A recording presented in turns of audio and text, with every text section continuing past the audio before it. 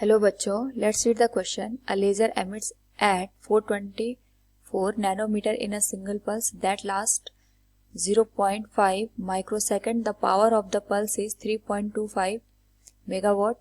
If we assume that the atom contributing to the pulse underwent stimulated emission by once during the 0.5 microsecond, how many atoms contributed? Now, first of all, we will discuss here the key concept, and here the key concept is energy of photon. तो यहाँ पे जो photon होता है it consist of a wavelength और frequency, जिसकी वजह से यहाँ पे एनर्जी एग्जिस्ट करती है. एंड अगर हम बात करें यहाँ पे गिवन वैल्यूज की, वेवलेंथ हमें गिवन है 424 nanometer. We can write it 424 into 10 raised power minus 9 meter. जो टाइम की वैल्यू गिवन है it is 0.5 microsecond. We can write it 0.5 into 10 raised power minus 6 second.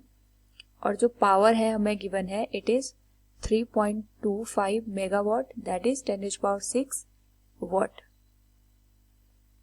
Now यहाँ पे if we assume that the atoms contributing to the pulse underwent stimulated emission only once during the 0.5, how many atoms contributed? तो सबसे पहले हम ये देखते हैं 0.5 microsecond में टोटल एनर्जी की वैल्यू कितनी है. तो energy will be power into time. Power हमारे पास गिवन है 3.25 इंटू 10 raised power 6 और टाइम गिवन है 0.5 इंटू 10 raised power minus 6. इसको मल्टीप्लाई करने पे we will gate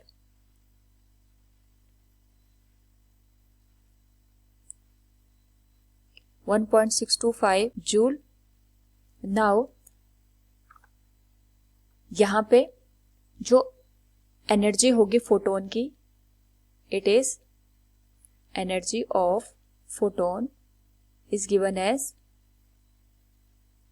hc divided by lambda.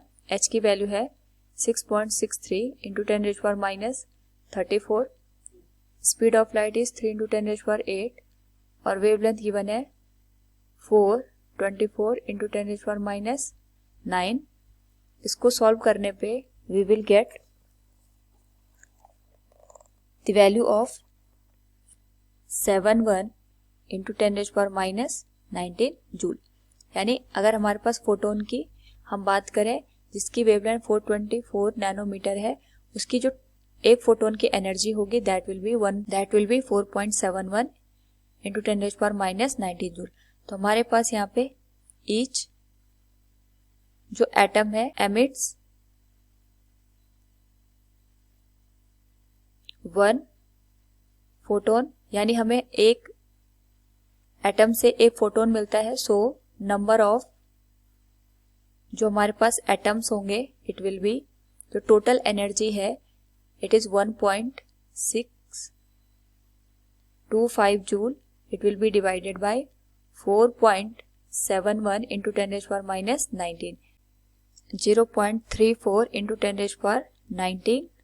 और इसे हम लिख सकते हैं number of atoms contributed will be 3.4 into 10 raised power 18 atom. So from the given question the number of atom will be 3.4 into 10 raised power 18 atoms. This will be our final answer. Hope all you understood it. Thank you and best of luck.